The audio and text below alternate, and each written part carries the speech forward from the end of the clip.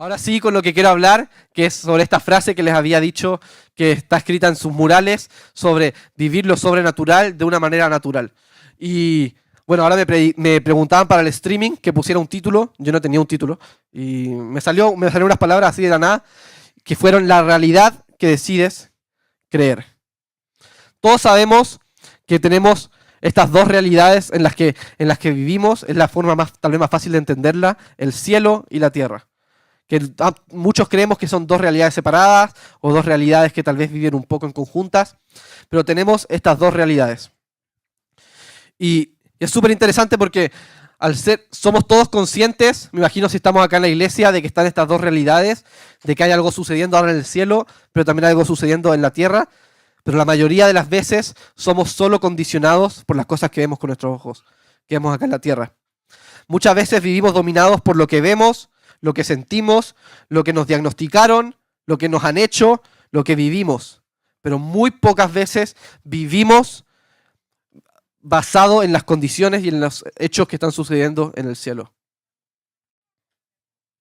¿Qué pasaría si la realidad del cielo fuera más real que lo que estamos viendo con nuestros ojos? Le quise poner la palabra la realidad que decides creer, y ahora lo pienso, porque la realidad es algo que es real. Lo que está sucediendo arriba es igual de real que lo que está sucediendo acá, en la tierra.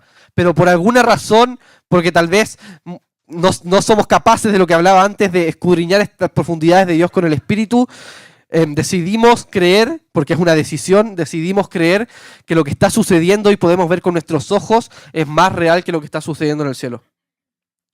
Pero si vemos la vida de Jesús, pareciera que Jesús actuaba de una manera completamente diferente. Cuando todos veían muerte, Él veía vida. Cuando todos veían enfermedad, Él veía sanidad. Cuando todos veían que faltaba dinero, Él veía dinero. Cuando todos veían 5 panes, Él alimentaba a 5.000 y le sobraba. Jesús vivía desde una realidad que es igual de real, porque de ahí viene la palabra realidad, que la que nosotros vemos con nuestros ojos. Y como les decía antes, al ser nuevas criaturas, al Cristo vivir en nosotros, nuestro estándar es ese. A veces pensamos que porque Jesús es el Hijo de Dios y era 100% Dios, pero también era 100% hombre, Él tenía acceso a todas estas realidades. Que sí las tenía por ser Hijo de Dios y sí las tenía por ser Dios al mismo tiempo, pero nos ha prometido y nos ha dado por su misericordia tener el mismo acceso que Él tiene. Y el mismo acceso que Él tuvo acá en la tierra. No podemos seguir engañándonos a nosotros mismos y muchas veces no solo engañando, sino que usando como excusa que Jesús tenía acceso a estas cosas solo por ser Dios mismo. Este Jesús que hacía todas estas cosas, dice la palabra, que vive en nosotros. Este Jesús vive en nosotros. Si este Jesús que hacía todas estas cosas, si es que en la muerte veía vida, que en la carencia veía provisión, vive en nosotros, ¿cómo no vamos a verlo de la misma manera? ¿Cómo vamos a seguir usando de excusa que Él solo lo hacía porque era el Hijo de Dios o porque era Dios mismo? No podemos usar esto como excusa. No es una excusa. A veces pienso, cuando me vienen estos pensamientos de que solo Jesús tiene acceso a algunas cosas y nosotros no, pienso en este versículo cuando Jesús nos dice, les conviene que yo me vaya. Me han predicado toda la vida desde que voy a la escuela dominical, como los niños que se acaban de ir, que Dios es bueno, que es un buen padre, que nos ama, que quiere lo bueno para nosotros, pero después hay personas que van y me dicen, se fue y nos dejó sin Él.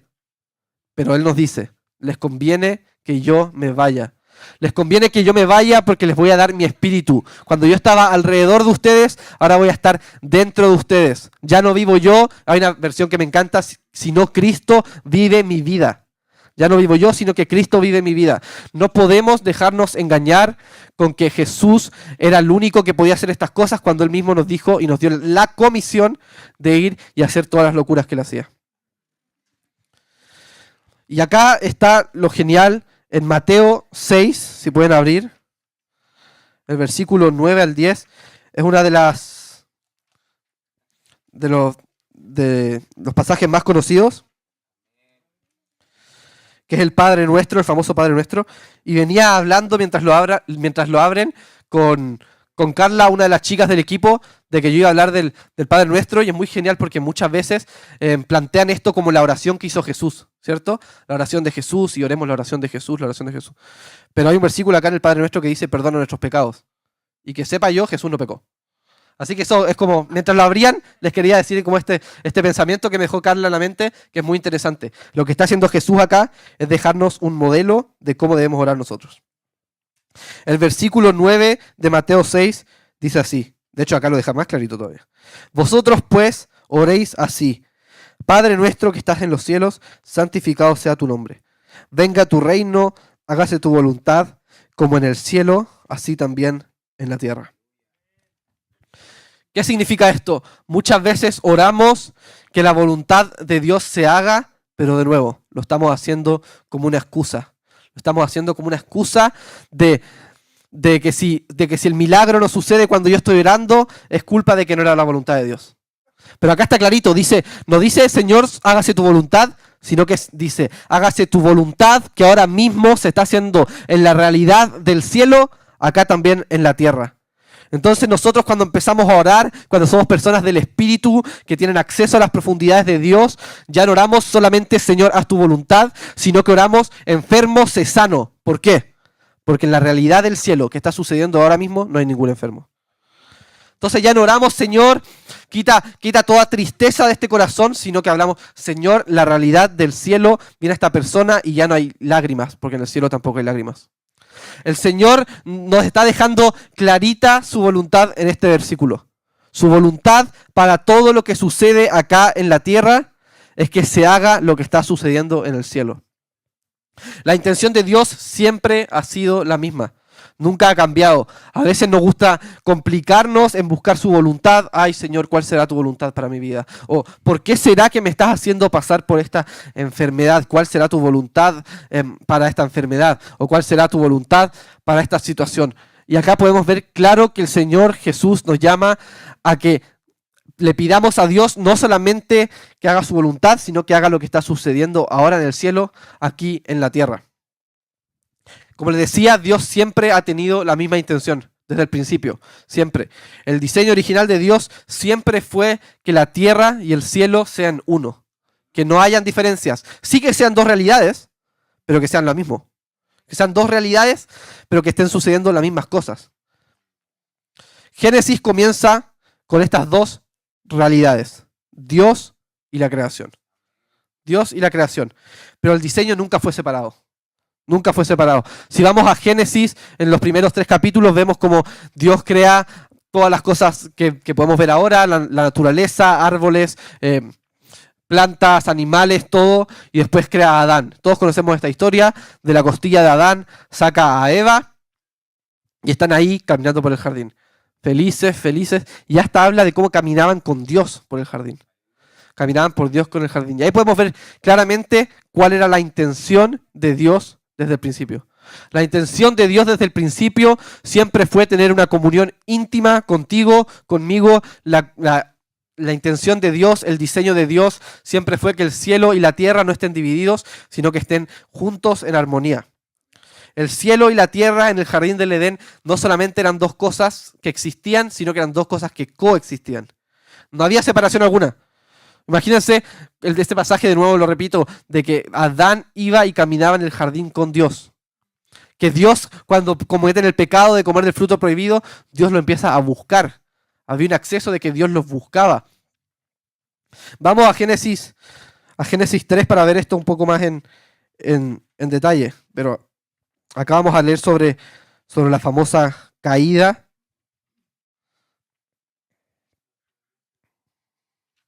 Génesis 3, versículos 6 al 10.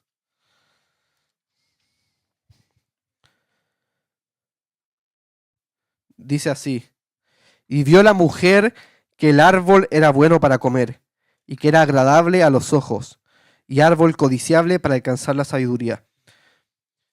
Y tomó de su fruto y comió, y dio también a su marido, el cual comió así como ella. Entonces fueron abiertos los ojos de ambos y conocieron que estaban desnudos. Entonces cosieron hojas de higuera y se hicieron delantales. Y oyeron la voz de Jehová Dios que se paseaba en el huerto en el que ellos habitaban, y oyeron la voz en el que Jehová Dios se paseaba en el huerto al aire del día, y el hombre y su mujer se escondieron de la presencia de Jehová Dios entre medio de los árboles del huerto. Mas Jehová Dios llamó al hombre y le dijo: ¿Dónde estás tú? Y él respondí: Oí tu voz en el huerto y tuve miedo, porque estaba desnudo y me escondí. Entonces acá vemos algo que probablemente también hemos escuchado, pero es que el pecado no solamente trajo culpa a las personas que se fueron a esconder, sino que dada la culpa también trajo la separación de estas dos realidades. Ahora el hombre pierde esta conciencia de la necesidad de estar juntos, pegados, caminando junto a Dios. Dado el pecado, dada la falla, ya no tenemos sí la tenemos en el fondo, en el espíritu, pero en la carne ya no está la necesidad de vivir caminando en los jardines de Dios, sino que muchas veces decidimos escondernos. Perdimos acceso, perdimos intimidad, perdimos autoridad y identidad. El principal problema del hombre nunca fue la pobreza, no fue la enfermedad, nunca fue la falta de propósito, fue la separación. La separación de Dios trajo todo esto. Vivíamos felices en el jardín y por consecuencia de este pecado, del pecado original, entró la separación. Me voy a tomar un poco de agua.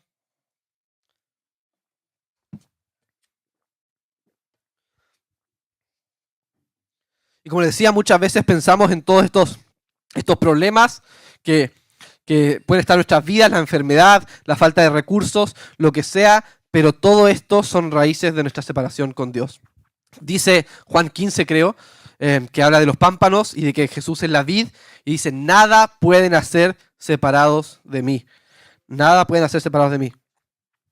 Pero Efesios 1 dice: dándonos a conocer el misterio de su voluntad, según su beneplácito, el cual se había propuesto en sí mismo de reunir todas las cosas en Cristo, en la dispensación del cumplimiento de los tiempos, así las que están en los cielos como lo que están en la tierra. Jesús vino a reunir lo que fue separado. Esto todos lo sabemos, hubo una separación en el jardín, pero Jesús vino a reunir lo que estaba separado. Y es súper importante que sepamos esto, que no solamente vino a morir por tus pecados, que no solamente vino a morir por tus faltas, sino que vino a reunir lo que fue el original. Muchas veces conocemos la historia de la caída, conocemos la historia de la cruz, pero seguimos viviendo como si Jesús no hubiese muerto y resucitado. Jesús murió y resucitó para que tú y yo podamos tener la misma intimidad que había en el jardín.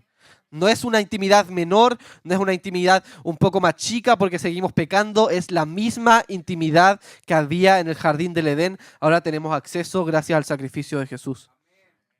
Jesús no vino solamente a perdonar pecados, sino que vino a reconciliar dos realidades. El nacimiento de Jesús, cuando Jesús toca a Belén, es el primer toque del reino de Dios, reconciliándose de nuevo. Jesús es la evidencia de que Dios nunca ha renunciado a su sueño de vivir con nosotros. Jesús es la evidencia, lo digo de nuevo, de que Dios nunca ha renunciado a su sueño de vivir con nosotros. Y acá está lo interesante, esta parte tal vez ya todos la conocemos, pero lo importante es entender que Jesús vino a reconciliar estas dos realidades. La realidad del cielo ya no tiene por qué estar separada de la realidad de la tierra.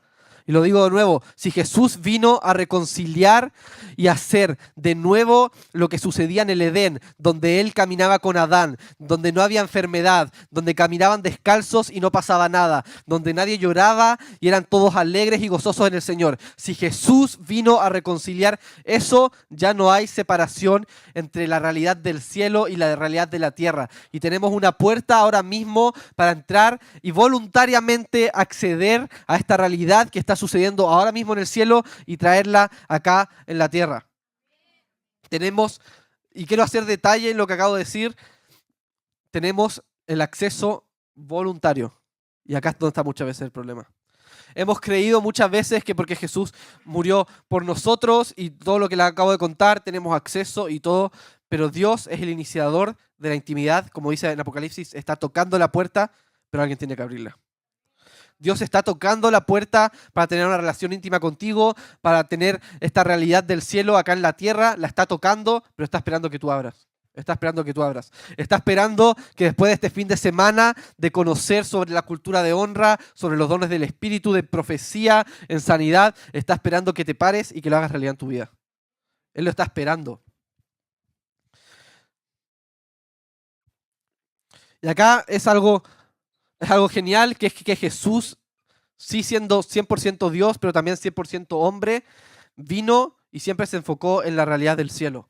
Juan 5 dice, respondió entonces Jesús y les dijo, de cierto les digo, nada puede hacer el Hijo, no puede el Hijo hacer nada por sí mismo, sino lo que ve hacer al Padre, porque todo lo que el Padre hace, también lo hace el Hijo igualmente.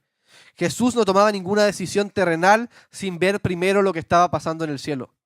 Y aún así nosotros queremos tomar decisiones acá en la tierra y queremos coexistir estas dos realidades, pero de manera separada. Cuando el ejemplo que nos da Jesús, y que como hablamos hace unos instantes es nuestro estándar, es que Él no hacía nada que no veía al Padre hacer. Cuando Jesús va y multiplica los panes, es porque ve que el Padre está multiplicando y está trayendo abundancia. Cuando Jesús va y sana a un enfermo, es porque está viendo lo que el Padre hace, que es que en el cielo no hay enfermedad. Y así, y así, y así. Porque estaba consciente de la realidad superior Jesús. Cuando somos conscientes de que en el cielo no hay enfermedad, y voy a ir repitiendo esto una y otra vez y no me voy a cansar de repetirlo hasta que termine, pero cuando somos conscientes de que en el cielo no hay enfermedad, de que en el cielo no hay lágrima, de que en el cielo no hay dolor, de que en el cielo estamos gozosos todos adorando, no nos conformamos con menos en la tierra. Porque eso es por lo que Jesús pagó. Jesús pagó para que la realidad del cielo vuelva a ser la realidad de la tierra. No podemos conformarnos y sí es hermoso y es lo principal porque sin esto no podríamos tener acceso a Él, pero no podemos conformarnos solamente con un Jesús que pagó por nuestros pecados. Como les decía, sí es hermoso, pagó por nuestros pecados, esto es lo que hace que podamos acceder a Él con confianza al trono de gracia. Hermoso, pagó por nuestros pecados, pero pagó por mucho más que eso. Por mucho más que eso. No podemos quitarle el valor a la cruz. Y todas estas cosas son consecuencia de que haya pagado por nuestro pecado. Porque como acabamos de ver, que las realidades se hayan separado es consecuencia del pecado. Pero a Él redimir nuestro pecado y redimir estas dos realidades, no podemos conformarnos con solo el perdón de pecados, sino que tenemos que hacer que la cruz en la cual Jesús murió haya valido completamente la pena. Y acá hay un par de ejemplos que tengo que en honor al tiempo no voy a leer toda la cita, pero sí les voy a comentar las historias de Jesús, pero de cómo Jesús en medio de distintas situaciones estaba con la mirada en lo que sucedía en el cielo y no lo que sucedía en la tierra. Tenemos esta historia en la que Jesús se despide de la multitud y toman esta barca y van por las barcas y empieza una tormenta. ¿Cierto? Esto está en Marcos 4 por si lo quieren anotar. Y estaban durmiendo y todos van. Estaba con los discípulos Jesús en la barca y los discípulos van, se despiertan. Dicen, Jesús, Jesús, la tormenta, la tormenta, la tormenta. Y Jesús le dice, ¿por qué me despiertan? O sea, ¿por qué me despiertan? Estaba durmiendo, tengo que predicar mañana al frente de multitudes y ustedes van y me despiertan. Es solo una tormenta en el mar. ¿Por qué van y me despiertan? Y este es un ejemplo claro de que en la tormenta Jesús no tenía los ojos puestos en la tormenta, sino que los tenía puestos en el cielo. Todos veían una tormenta, pero Jesús veía lo que estaba pasando en el cielo, que en el cielo es paz.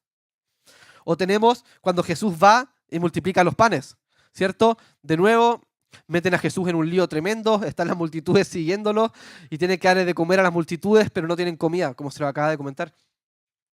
Y van los discípulos y le dicen, Jesús, ¿cómo le vamos a dar de comer a toda esta gente si solo tenemos este poquito de comida? Tenemos un Chocman y 2 Super 8, no podemos darle de comer a 5.000 personas. Y va Jesús y les dice de nuevo, yo me imagino, o sea, Jesús hermoso, debe tener el mejor carácter del mundo, pero me lo imagino a veces de haber estado aburrido de la falta de fe, de la incredulidad, de lo que sea de sus discípulos, o sea, chato. Y va Jesús y en medio de esta escasez, y multiplica la comida, ¿cierto? Todos sabemos esta historia. Y va y le da de alimentar a las 5.000 personas que están ahí. Donde todos veían escasez, Jesús mira al cielo y ve estas calles de oro, ve toda esta abundancia y Él ve provisión, ve abundancia en el medio de la escasez. O tenemos un ejemplo, porque a veces estos pueden ser como cosas un poco que no vemos con nuestros ojos, ¿cierto? Pero acá hay un ejemplo más drástico todavía, que es la historia de Lázaro. Llaman a Jesús de que Lázaro, su amigo, había muerto. Jesús llega, sucede todo lo que sabemos, y le dicen, pero Jesús, vienes tarde. Y Jesús de nuevo, aburrido. Llevo 5 días predicando, viajando no sé cuántos kilómetros, y tú me vas a decir que vengo tarde. Y bueno, llega tarde, pero va y resucita a Lázaro. Donde la gente, veía muerte, Jesús miró de nuevo al cielo y dijo, en el cielo hay vida. Jesús entendía muy bien que se trataba de hacer la realidad del cielo acá en la tierra. Lo entendía perfectamente. Jesús entendía perfectamente que él no podía hacer nada si no veía lo que estaba haciendo el Padre. Jesús entendía esto perfectamente, que cada vez que tenía un problema miraba lo que estaba sucediendo donde estaba el Padre. Y que donde estaba el Padre, cuando alguien estaba muerto, el Padre hablaba vida. Que cuando había falta, él miraba al Padre y el Padre decía, hay abundancia. Que cuando había una tormenta, miraba donde estaba el Padre y el Padre decía, hay paz en medio de la tormenta. Jesús por eso nos llama a mirar al Padre para cada cosa que hacemos. Porque tenemos que realinear nuestra conciencia. Tenemos que ser conscientes y caminar conscientes en cada momento de que lo que vemos con nuestros ojos es igual de real a lo que no estamos viendo con nuestros ojos físicos y está sucediendo en el espíritu. La fe no niega la realidad terrenal, simplemente reconoce que hay una realidad superior. Lo que está sucediendo acá, todo es real. La tormenta que estaba pasando Jesús con sus discípulos en la barca era 100% real, pero igual era la promesa de Dios de que puedes tener paz en medio de la tormenta. Es igual. ¿Qué sucedería si empezáramos a creer lo que dice acá? ¿Qué sucedería si empezáramos a creer lo que dice acá? ¿Qué pasaría si el día que nos toque una tormenta, se puede ser financiera, puede ser una tormenta en el barco como Jesús? ¿Qué pasaría si empezáramos a creer que la realidad que dice Dios es que puedes tener paz en medio de la tormenta? Y muchos me dirán, en el cielo no hay enfermedad, acá hay tristeza y en el cielo no hay tristeza. ¿Cómo combatimos eso? Y hay algo muy interesante, que es que el reino ya está aquí. El reino es aquí y ahora, pero todavía estamos esperando la plenitud del reino, ¿cierto? Lucas 17, del 20 al 21 dice así. Preguntando por los fariseos cuándo había de venir el reino de Dios, le respondió y dijo, el reino de Dios no vendrá con advertencia, ni dirán, helo aquí o helo allí, porque he aquí el reino de Dios está entre ustedes. Si Jesús estaba entre las personas y el reino de Dios ya estaba ahí, cuando el Espíritu Santo está en nosotros, el reino camina con nosotros. El reino ya no es solamente que era magnífico Jesús caminando por la tierra, sino que el reino de Dios ahora se manifiesta y camina a cada lugar que tú y yo pisamos. Perdón, tú y yo pisamos al revés. Tú y yo pisamos. Jesús nos está diciendo que el reino de Dios ya se ha acercado. El reino de Dios está entre nosotros. Y a veces me encanta este versículo porque dice que el reino de Dios no vendrá con gran advertencia, que no vendrá con grandes señales. Dios nos está diciendo que su reino ya está aquí. Solo hay que tomar una postura de humildad y reconocer que su reino ya está aquí. A veces queremos pensar, y es lo más natural y lo más que sale de nosotros, esperar una gran señal para poder creer que el reino de los cielos ya está aquí. Pero acá nos dice, el reino de los cielos no vendrá con una gran señal. El reino de los cielos está entre ustedes. El reino llegó, pero estamos, como decía, esperando la plenitud hasta que Cristo vuelva. Vivimos entre dos mundos, pero solo representamos a uno. Y como les decía, el nacer de nuevo, el morir y ser crucificados con Jesús nos da acceso a esta nueva realidad. A una realidad donde podemos tener esta misma intimidad que había en el jardín. Donde podemos orar por los enfermos y que sean sanos. Una realidad donde escuchamos a Dios y podemos profetizar y ayudar a nuestras personas y animar a las personas en nuestra iglesia. Una realidad donde vienen los enfermos hoy día a las 6 de la tarde acá y se van a ir todos sanos en el nombre de Jesús. Esa es la realidad por la que Jesús pagó en la cruz. No solamente un deseo en su corazón, sino que es algo que Él ya manifestó porque pagó por eso en la cruz. Y hay algo muy lindo, que es que Jesús comisiona a sus discípulos. No solamente les dice, yo voy a pagar por esta realidad y es algo que va a suceder, sino que les dice, vayan y háganlo. Vayan y háganlo. Y por eso creo que este es un mensaje de un despertar en nuestro interior, porque me encanta lo que estamos hablando de la intimidad con Dios, de que ahora tenemos acceso de nuevo a este jardín, de que podemos escucharle y de que podemos sanar a los enfermos, pero Jesús no nos dijo solamente esto, sino que nos dijo, vayan y háganlo. Y acá tenemos que reconocer y, como decía antes, tener un poco de humildad, humillarnos a nosotros mismos y entender que el reino de los cielos ya está aquí. El reino de los cielos ya está aquí y el rey nos ha comisionado a nosotros para ser representantes de su reino. Sí, lo voy a decir. Y el reino de Dios no está solamente acá. El reino de Dios es muy fácil establecerlo cuando somos todos partes del reino. El reino de Dios es muy fácil establecerlo cuando somos todos partes del reino. Acá es muy fácil tomar el riesgo de orar por un enfermo y que si no se sana, echarle la culpa a Dios. Acá es muy fácil dar una palabra y que si no le hizo nada sentido a nuestro hermano, hacernos los locos y no saludarlo el próximo domingo. Acá es muy fácil hacer eso. Muy fácil. Pero Jesús comisionó a sus discípulos a ir. Comisionó a sus discípulos a ir. No solamente a ir a todas las naciones, no solamente a ser misioneros, sino que ir a la persona enferma que tienes al lado y que esa persona sea sana. Hoy día en el desayuno con los chicos, una de las personas del equipo me contaba un testimonio. Estábamos hablando de distintas cosas y me contaba un testimonio en el que en una conferencia eh, el predicador decía, pongan la mano al lado de la persona que tienen al lado, por un segundo. Y puso la mano sobre la persona y quítenla en un segundo. Y dice que la persona que estaba al lado suyo, ahora mismo no me acuerdo la condición, pero fue sana. Parálisis facial. Tenía una parálisis facial y esta persona puso su mano un segundo sobre esta persona y la quitó y fue sana. Y me contaba una cosa que me impactó mucho y que también quería compartir con ustedes. Jesús ni siquiera nos llamó a ir y orar por los enfermos. Nos llamó a ir y sanarlos. Esa es la realidad. O sea, la realidad y la voluntad de Dios de sanar a los enfermos, de liberar a los oprimidos, es tan real que ni siquiera tenemos que orar por ello, sino que al Cristo en vivir en nosotros tenemos la autoridad y el poder que Jesús nos ha dado para poder ir y hacerlo. Y es por eso que es muy importante ser discípulos. Jesús no dice la palabra que lo seguían multitudes. Hay una historia en Lucas 14 en la que Dios me ha estado hablando mucho últimamente, que es las multitudes están siguiendo a Jesús y Jesús se gira. Es como si yo estuviese así caminando. Voy a representar a Jesús, no lo soy, no es herejía. Dice que lo seguían multitudes y que se da vuelta y le dice a las multitudes, si alguno de ustedes quiere ser mi discípulo, cargue su cruz, deje su familia, su hijo, su mamá, su tía, su primo, su prima, déjelos a todos y sígame y cargue su cruz. Jesús lo que está haciendo ahí es un filtro entre las multitudes y los discípulos. Es el peor director de marketing de la historia. Todos queremos las multitudes que nos sigan, y ahí Jesús está haciendo un filtro. ¿Y por qué digo esto? Porque Jesús a los que comisionó, a los que les da el encargo, no fue a las multitudes, sino que podemos ver en Mateo 10, en Lucas 9, en Lucas 10, cómo Jesús va y comisiona a los discípulos. Y hay una necesidad, hay un despertar en nuestro corazón que tiene que ser, Jesús, sí quiero ser tu hija, hijo amado, sí quiero ser parte de tu novia, pero también quiero ser tu discípulo. Porque hay algo que es una realidad que dice en Lucas 6:40, el discípulo no es superior a su maestro, mas todo lo que fuere perfeccionado será como su maestro. Cuando nosotros decidimos no solamente ser hijos y no solamente ser criaturas adoptadas y decidimos ser discípulos, decidimos morir a nosotros mismos, cargar nuestras cruces y seguirle, es cuando Jesús nos comisiona y nos envía y nos confía. Cuando Jesús comisiona, viene con confianza.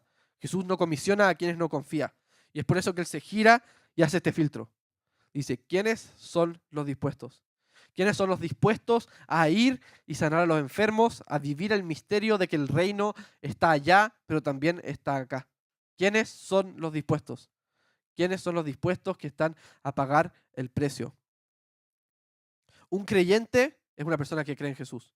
Un discípulo es una persona que vive como Jesús, que toma riesgos, acciones y, como decía el pastor, que se moja las patitas. Esos son los discípulos. Esos son los discípulos.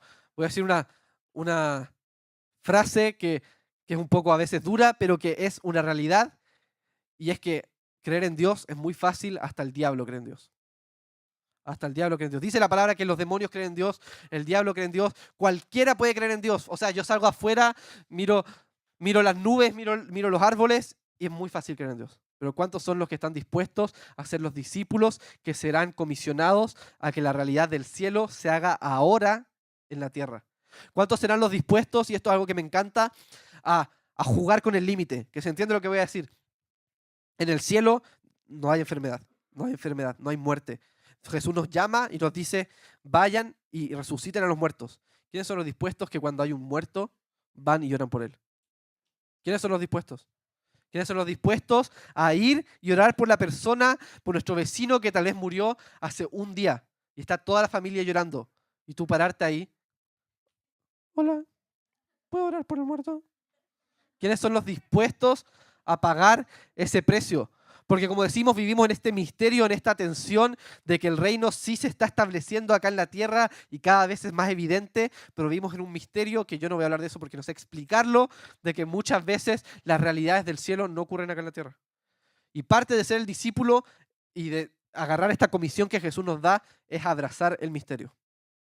Abrazar el misterio de que hay alguna razón en el mundo por la cual Jesús nos manda a hacer esto, pero hay veces que no sucede. Nos dio la autoridad, nos dio el poder, pero hay alguna razón en el mundo en la que algunas veces no sucede.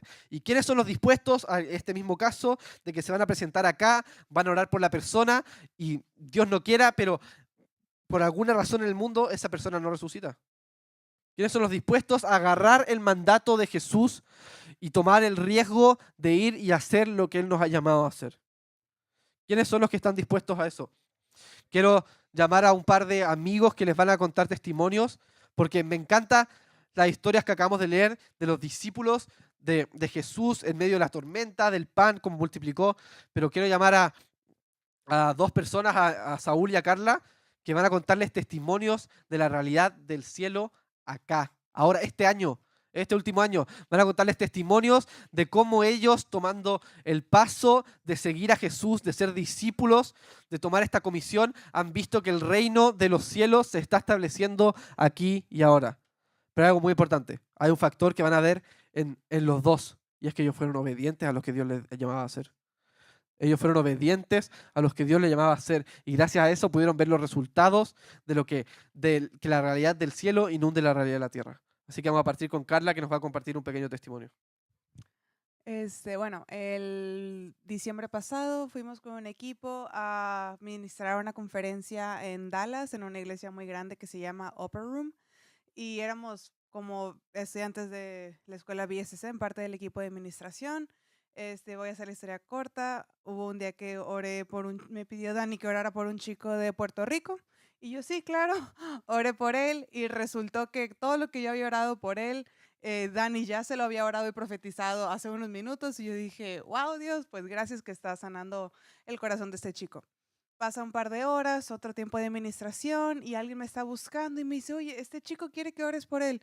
Y yo, ay, pues ya oré. Yo pensé, no lo dije, ya oré por él, pero pues bueno, pues otra vez.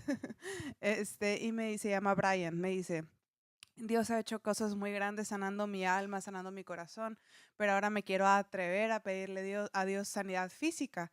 Y yo, sí, claro, ¿qué te pasa? Y dice, bueno, he tenido como 3 accidentes muy fuertes en los años pasados, en la columna, choques, la bici, le pasó de todo. Y dice que todas las secuelas de esos accidentes, a pesar de haber ido ya a recuperación y terapia, le dejó un dolor muy intenso en todo su lado derecho, de cabeza hasta los pies, un dolor constante de un 8, 9, del 1 al 10. Y yo, ok. Y me dice, bueno, soy de Puerto Rico y me traje desde allá un aceite que no sabía para qué, pero ahora siento que si está bien por ti, puedas ungirme y orar por mí. Y yo, sí, claro. Dice, pero bueno, que se haga la voluntad de Dios. Y por ahí empecé, le dije, la voluntad de Dios es sanarte. Así que vamos con la certeza de que Él lo quiere hacer. Empecé a orar por tanto el trauma también, que Jesús le mostrara dónde estaba en medio de esos momentos de dolor y de recuperación. También oraba por su fuego que viniera, por su frescura, porque también Dios lo lavara con su sangre de pies a cabeza. Y oré por él 2 veces, pero lo que me dijo en la primera y la segunda vez, así junto, es que estaba muy impactado, muy tocado por el Espíritu Santo, casi llorando, temblando, y me decía, ahí estaba Jesús en la habitación cuando yo estaba en la cama y lo conmovía mucho saber que no estaba solo. Y luego también me decía, pude sentir como una electricidad, como un fuego pasar por todo mi cuerpo. Y luego vi a Jesús enfrente de mí y me estaba haciendo una transfusión de sangre. Y yo, wow, Dios, gracias. Y le dije, bueno, la primera vez, ¿cómo sientes el dolor? Me dice, bajó un 3. Y yo, ¿hace cuánto que no sientes ese nivel de dolor? Y me dice, al menos 2 años. Y yo, gloria a Dios, pero queremos el 0. Entonces, la segunda vez que oré le pregunté, ¿cómo te sientes? Y me dice, creo que ya no hay dolor, creo que ya no hay dolor. Y le digo, bueno, puedes intentar hacer algo que no podías hacer antes. Se arrancó a correr, se hizo sentadilla, subió, bajó, se movió, hizo de todo. Y mientras yo lo veía, yo no podía dejar de llorar. Y fue como si mi mente se abrió. Esas cosas que sabes, pero que no sabes hasta que las sabes. Yo sabía que Jesús había muerto y dado su vida para su sanidad, pero en ese momento algo cambió en mí. Dije, esta es parte de la recompensa del sacrificio de Jesús. Jesús no solo murió por sus pecados, sino que murió para ver a su hijo, a sus hijos sanos. Y como que algo cambió en mí. Y luego regresa y me dice, se fue, no tengo ningún dolor. Y estaba en shock, dijo, esto es un milagro, esto es un milagro. Y dice, no puedo esperar a decirle a mi mamá. Horas después me lo encuentro y le digo, me dice, ya hablé con mi mamá, le compartí lo que sucedió y me dijo que hoy en la mañana estaba orando y estaba orando porque Jesús me hizo una transfusión de sangre. Y yo, gloria a Dios. La realidad del cielo invadiendo la realidad de la tierra. Ahora va Saúl a compartir otro testimonio. Hace tiempo igual estábamos en la escuela y era una semana donde teníamos la escuela de sanidad que se llama la Randy Clark Week. Y pasa que era como la primera vez que teníamos que ministrar, todo era como nuevo en teoría para muchas personas, pero eh, yo me colé en otra semana que no era la mía, en otro día que no era la mía y estaba ministrando. Y de repente llegó una señora que era de Asia, creo que era de Singapur, y esta señora decía que le habían diagnosticado cataratas y otra cosa en los ojos. Entonces era degenerativo, iba perdiendo poco a poco la vista. Y si tú, todavía tengo esa imagen tan clara que si tú la mirabas, se le veía en los ojos así como una capa, como a los cocodrilos, tipo así. Y nada, solamente la veo que como que está desesperada buscando oración y la veo y digo como de Dios, eso está muy difícil, pero simplemente voy a ser obediente y voy a acercarme y voy a orar por ella. Y era un día así de que yo no sentía como que nada estaba pasando en la habitación, o sea, estaba pasando en lo espiritual, pero en lo físico todavía no llegaba. Y solamente recuerdo que el Espíritu Santo me recordó algo que había notado hace tiempo que lo quiero leer. Y, y decía y me recordó esto de la fe. Dice, creer no es una visualización ni imaginación. La imaginación hace parecer una real imagen inexistente, pero la fe no crea nada inexistente. Tener fe es confiar en un ser real. Tenemos la costumbre de que solo existe lo que podemos ver con nuestros ojos. Dejamos de preocuparnos por lo que vemos para interesarnos por lo que no se ve. Nuestro espíritu tiene una función que puede percibir a Dios como nosotros percibimos al mundo en nuestros 5 sentidos. Y solamente el espíritu me recordó esta imagen, me acerqué a la señora y simplemente le dije como de, Dios, tú la quieres sanar, sé que esto ha sido tu idea y simplemente invité al Espíritu Santo y no dije ni siquiera como una oración así tan larga y hablando fuego o como lo vemos tan espectacular y solamente ella empezó a llorar, pero lo curioso era que lo que tenían los ojos, esas escamas como que se escurrieron como gotas, pero esas gotas brillaban y traían como un brillo entre dorado, plateado y azul. Y la señora puso sus manos así para retenerlo y se veía así como una gota llena de muchas piedras así preciosas. Y la señora empezó a gritar y empezó a saltar y dijo como de gloria a Dios. Y el chiste es que dijo que tenía que ir al hospital porque su hija también estaba hospitalizada. Y nada, el chiste es que pasó, se fue, no pasó a testificar al escenario. Y al siguiente día la encontré a la señora y le pregunté que cómo estaba su hija, que qué había pasado. Y dijo que nada, que en cuanto llegó ella, solamente con la mano con la que había, la gota que había caído, la puso sobre su frente, empezó a orar y que su hija sanó. No recuerdo de qué era, pero sanó su hija en el momento. Y eso. Y ella pudo ver después. Faltó. Súper. Gracias, gracias. Voy a ir cerrando, pero no quiero hablar, son los dos mis amigos, no quiero hablar mal de ninguno de los dos, pero ninguno de los dos es súper especial. O sea, ambos son personas tales como tú y como yo, pero que han decidido decir sí.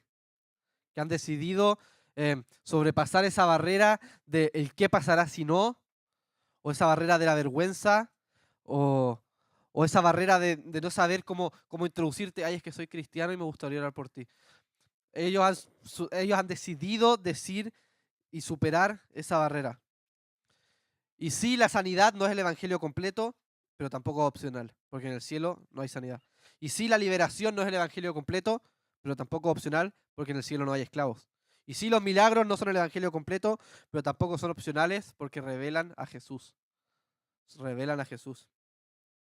Y me gustaría, vamos a ir terminando, así que si los chicos pueden pasar, vamos a tener un momento de oración y de que vamos a invitar al Espíritu Santo a que nos esté revelando esta realidad del cielo. Pero antes quería leerles esto que escribí, y es que no podemos reducir la Biblia al nivel de nuestra experiencia, sino que tenemos que elevar el nivel de nuestra experiencia al nivel de la Biblia.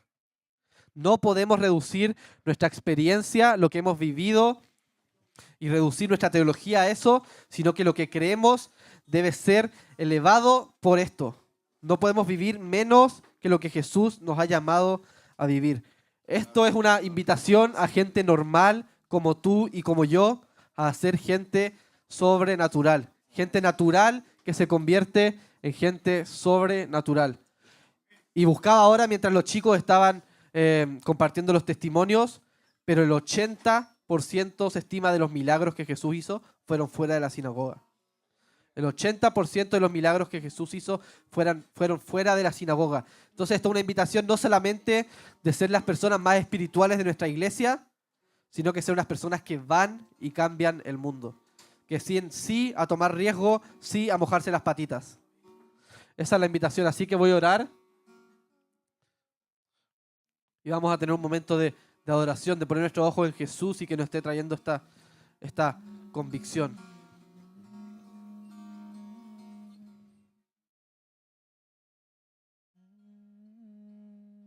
Jesús, gracias.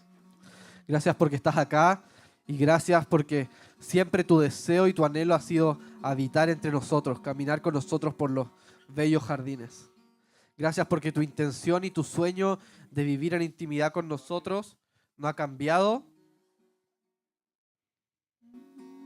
Porque tu intención de habitar con nosotros no ha cambiado.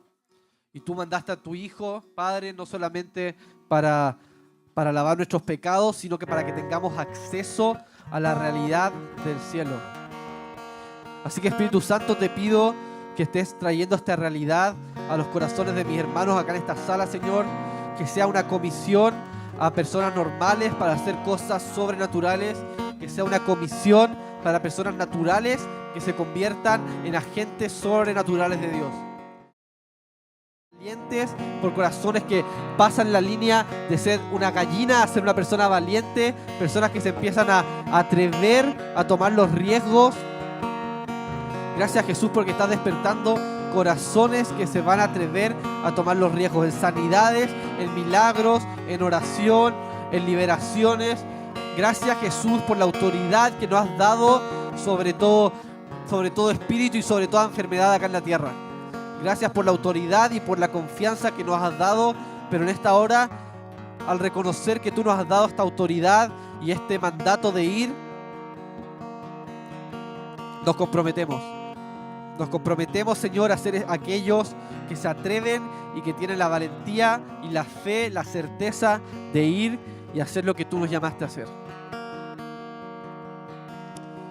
Y te pido que si de verdad sientes este llamado, esta convicción a empezar a vivir una vida sobrenatural, una vida de milagros, de señales, que tomes de alguna manera, tú sabrás cómo se ve, pero que tomes de alguna manera este compromiso con Dios.